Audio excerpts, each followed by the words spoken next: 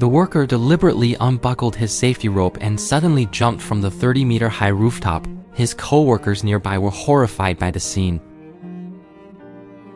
However, no one knew that this was all because he had heard that someone at the construction site had broken both legs and received a compensation of hundreds of thousands. Determined to help his son get married and buy a car, the man made up his mind to take a huge risk. In the end, he succeeded, helping his son buy a luxury car with a full payment. Watching his son excitedly talk about it, the father felt an immense sense of joy. But soon, he realized that if he didn't treat his leg injury, his leg would really be ruined. So he took the remaining compensation money and asked his son to pay for the medical bills. To his surprise, the son wasn't even willing to part with that money, claiming he still needed it to buy jewelry for his fiancée. Although the father struggled to get out of bed, he was willing to sacrifice even his own treatment just to ensure his son's wedding. The son, however, solemnly promised that if the father's leg really became useless, he would take care of him for the rest of his life. The father, believing him, had no idea this would become his lifelong regret.